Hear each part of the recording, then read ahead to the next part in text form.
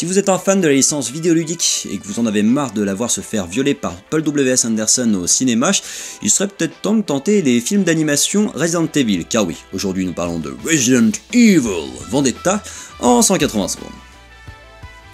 Réalisé par Takanori Tsujimoto, sorti le 19 juin 2017, Chris, Léon et Rebecca doivent allier leurs forces pour contrer la propagation d'un virus dispersé par un méchant en soif de vengeance.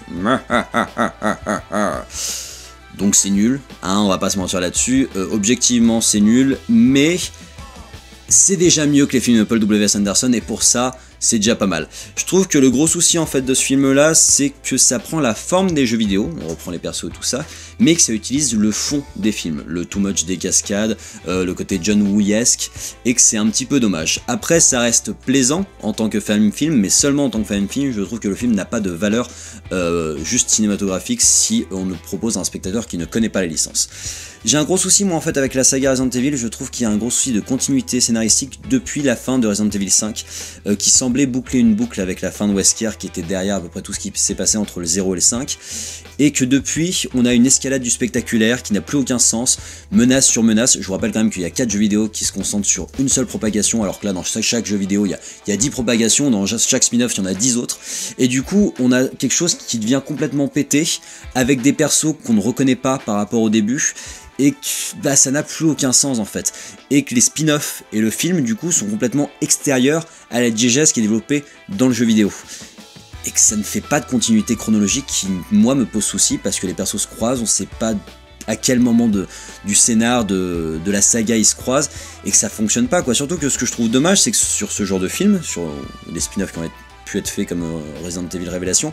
et ben il y a moyen de développer des trucs qui n'ont pas été développés dans le scénario de base, la formation de la BSAA, quand Chris rencontre Léon, ce genre de trucs, on sait que ces persos se connaissent là, mais il nous manque un peu de background derrière, et le film le fait pas, il se concentre sur une autre menace qui rappelle grandement une précédente menace, et avec des méchants qui sont des caricatures des anciens méchants, et c'est vraiment couillon. Donc là on a vraiment un fan film à 100%, sans impact ou sans référence scénaristique au précédent, avec les persos qu'on aime, certes, avec des jolies cascades, certes, avec une belle animation, certes aussi, mais putain c'est une coquille vide en fait. Et je trouve qu'en plus le film a cette paresse de faire des références formelles plutôt que scénaristiques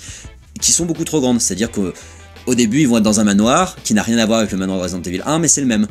Le méchant ressemble vachement à Wesker, il a aucun lien avec Wesker, mais c'est le même. Et du coup, putain,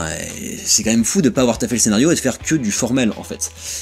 Ça se nourrit en plus vachement du côté what the fuck des films de Paul W.S. Anderson, notamment dans ces scènes de cascade. La scène de la moto est de mon point de vue too much. Après, je trouve que c'est vraiment plaisant à regarder, contrairement au film de Resident Evil, dans le sens où c'est beau, les cascades sont jolies et bien taffées, les persos font plaisir à voir parce qu'on aime bien Chris, on aime bien Léon. Donc rien que pour ça, c'est déjà mieux que les films avec Mila Jovovich, mais c'est quand même pas terrible quoi, parce que ça n'a aucune valeur extrait de la licence Resident Evil, et qu'en plus ça ne nourrit pas la licence Resident Evil, donc c'est juste un fan film pour faire plaisir aux 2-3 fans qui ont envie de voir de jolies cascades, mais qui n'a pas d'intérêt scénaristique en soi. Top! Voilà, j'espère que ce film vous a un petit peu plus plu qu'à moi, il y a moyen que ça fasse son office sur ceux qui en attendaient pas trop, parce que comme je vous dis, je trouve que c'est un fan film tout à fait correct, à côté de Sash, mais moi j'ai pas trop aimé. Je vous invite à liker, commenter, vous abonner, puis je vous donne rendez-vous sur la page YouTube de Popcast pour d'autres critiques ciné en 180 secondes.